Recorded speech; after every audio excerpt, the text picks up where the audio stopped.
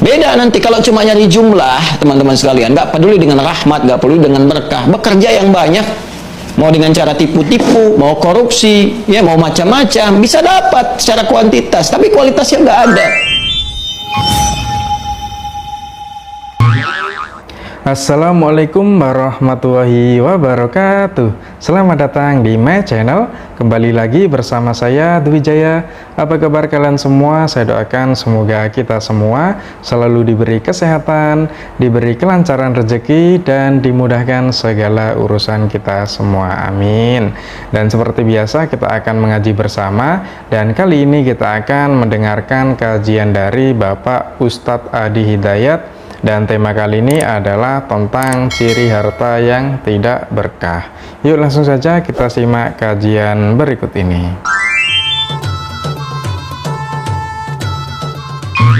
Ciri pertama kalau harta kurang berkah itu, apalagi tidak berkah, itu pasti menurun kesolehannya, meningkat kesalahannya. Pasti itu.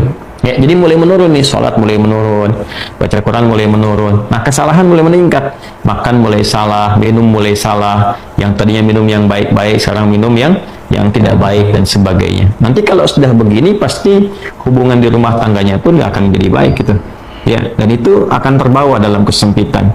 Nah, cara untuk mengatasi itu, ini balik ke Quran surah Nuh tadi di ayat 10 sampai dengan ayat 12. Kalau kita menyadari kemudian itu salah, lantas ingin memperbaiki diri, kembali kepada Allah, perbaiki diri kita, ya, lalu mengingat Allah, menyesali apa yang telah dilakukan, berjanji untuk berbuat baik, itu tidak tanggung apa yang Allah jawab.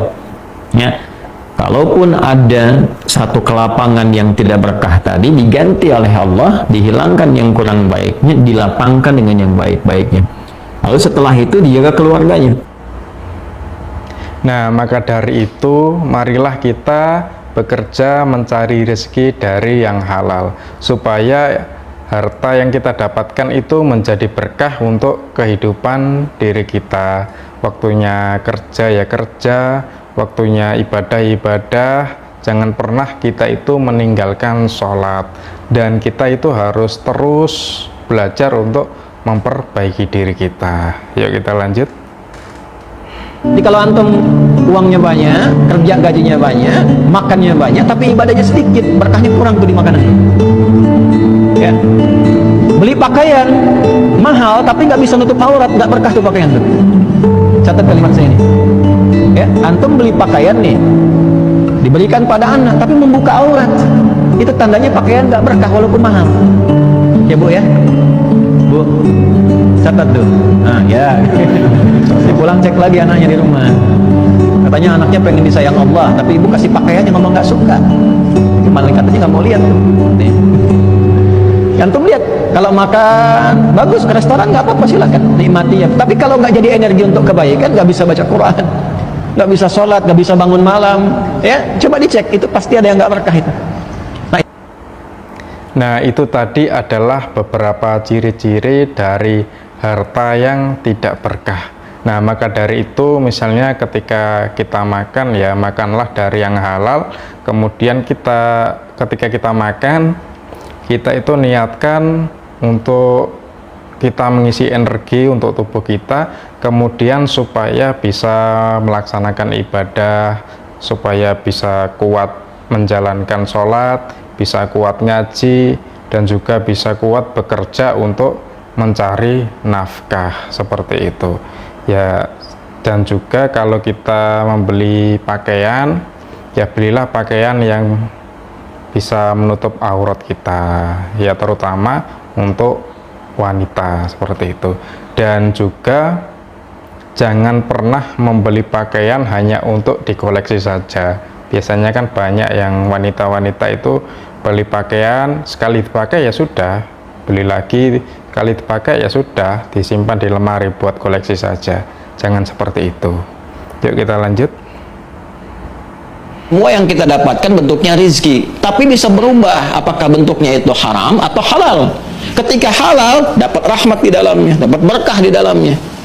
Beda nanti kalau cuma nyari jumlah, teman-teman sekalian, nggak peduli dengan rahmat, nggak peduli dengan berkah, bekerja yang banyak, mau dengan cara tipu-tipu, mau korupsi, ya mau macam-macam, bisa dapat secara kuantitas, tapi kualitasnya nggak ada.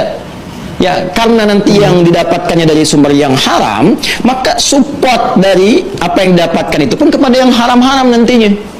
Gak percaya silahkan lihat, maksudnya jangan dibuktikan sendiri, lihat. Lihat orang-orang yang mendapati dari yang haram-haram tuh. Ya, betul sekali yang dikatakan oleh Bapak Ustadz Adi Hidayat tadi. Kalau orang yang mendapatkan harta dari yang haram, maka habisnya itu akan dengan yang haram juga. Ya, misalnya seperti orang yang korupsi, kemudian berjudi, mencuri, menipu, dan lain-lain. Maka hartanya itu akan dihabiskan di yang haram juga. Misalnya hartanya dibuat mabuk-mabukan, foya-foya seperti itu ya. Kemudian dibuat judi, atau bahkan dibuat, mohon maaf, memesan wanita atau buat berzina seperti itu ya.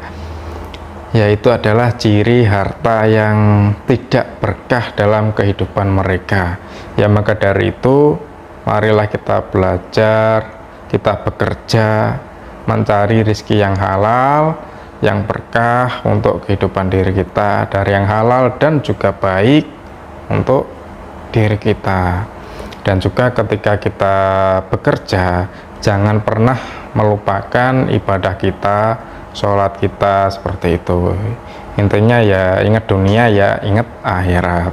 Bekerja di dunia, kita niatkan untuk akhirat. Jadi ya dunia itu sebagai tunggangan untuk mencapai ke akhirat, seperti itu.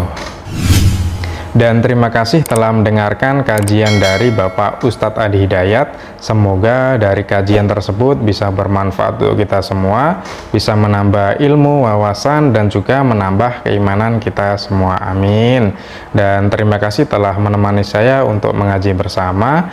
Apabila ada salah kata dari saya, mungkin kata-kata saya yang sulit dipahami, atau mungkin kata-kata saya yang nggak berkenan di hati teman-teman semuanya, saya mohon maaf yang sebesar-besarnya. Mungkin kalau ada kritik dan saran, silahkan ditulis di kolom komentar. Sekian dari saya akhiri. Wassalamualaikum warahmatullahi wabarakatuh.